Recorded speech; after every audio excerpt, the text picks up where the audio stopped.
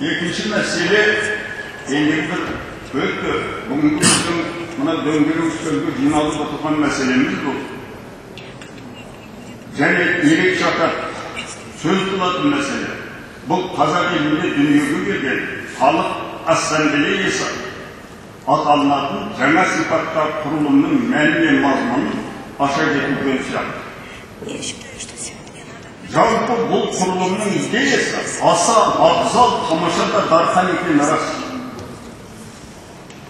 Бірақ жібекті тұталмаған жүн етеді дейтін нақылдың көрінісі оның қазіргі сәтте қолданысынан тануға болады.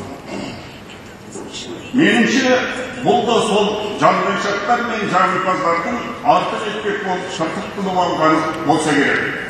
Сөз жоқ, жақсы идеяның өңін ашып, ажарын келтіріп, жетілдіріп ауада қажет. Бұл жайында былтырғы жылы президент аппаратына 2 рет хат жазды. Бірінші, бұл халықтарының қоғамдық ұйым одағының хаты түсті. Бірінші мәселе мына халықтар деген сөзді қаталасып айтып деді, жауап келмеді, бірақ халық деп түсірді. Рахмет. Екінші, президенттің ассамблеяның 10 жылында атқарған жұмыстарын зерттей келе, елбасының аталмыш құрылымның жұмысын жетілдіру керектігі туралы айтқан ойларын ескере отырып, төмендегідей ой пікірлерді ұсынамыз. Міне бұл мәселеде президент аппаратына біз бүкіл ассамблеяның жаңа структурасын, 7 түрлі қаталығын, 4 түрлі болуға тиіс өзіміздің ұсынысымызды барлығын жібердік. Бұған өте тамаша талданған жауап алдық. Бұның кейбір мәселелерін біз құптаймыз деген сөз естідік. Міне соның әсері болу керек. Мен осы арада келіп мына сөйлеп отырған. Ұсынысым мынандай. Бірінші, Қазақстан Республикасындағы диаспора өкілдерінің мәдени орталықтары дәл бүгінгідей жарбесік түрінде емес, бір-бірімен үндескен және бір-біріне жауапты да ашық болуы. Қазір міне корейше жиналып алады, корейше сөйлейді, ұйғыр жиналып алады, ұйғырша сөйлейді, анау оны ешбір басқа ұлт білмейді. Бұл деген міне ассамблея бүгінгі дейін келгенге дейінгі жарбесік жағдайы біздің өте үлкен кемшілігіміз деген.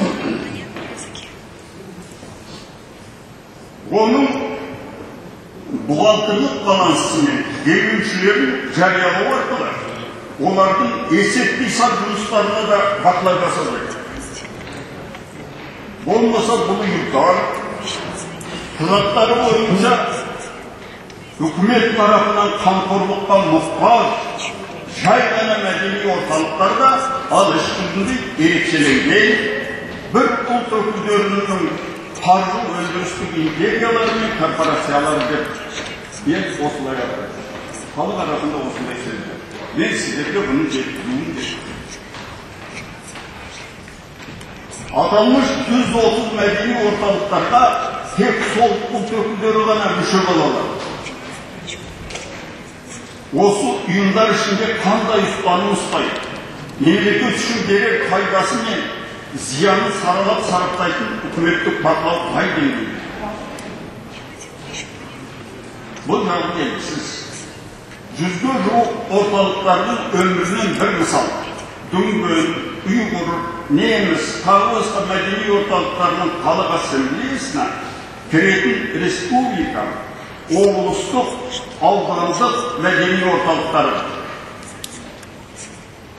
Ал енді оқу орындары мен мектептерде, кәсіпорын мен жұмыс орындарында ашамыз деген сөз бар.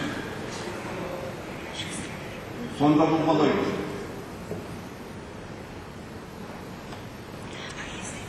Қазірдің өзінде бір ғана ұлт өкілдерінен құралған фирма мен компаниялар қаншама? Бір ғана ұлт өкілдерінен.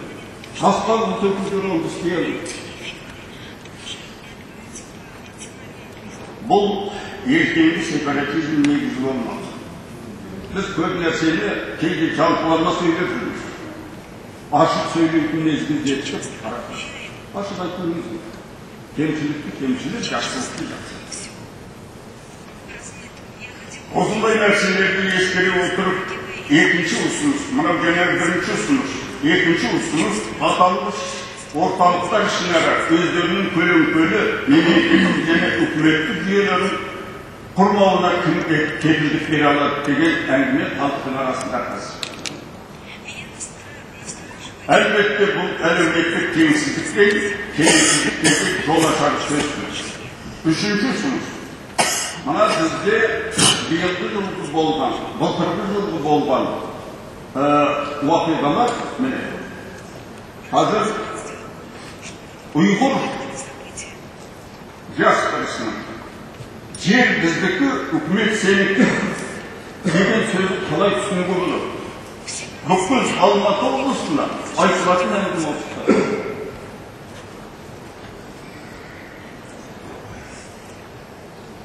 Ал мынандай ұсыныстар жасағымыз келеді. Қазақстан Халық Ассамблеясын жетілдіру мақсатында.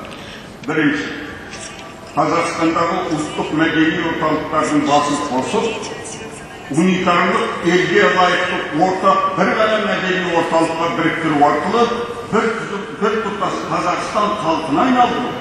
Бірақ бұл Қазақстандық ұлт емес.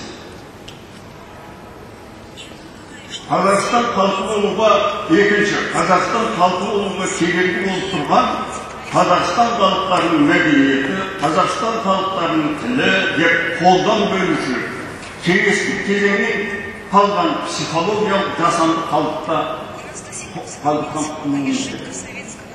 Үшінші, осы халықтардан арылып, ортақ мемлекет тілінде сөйлейтін, ортақ әліпбиі, ортақ мәдениеті, ортақ дәстүрі бар бір тұтас Қазақстан халқы дейтін жаңа ұлттық идеология қалыптастыру.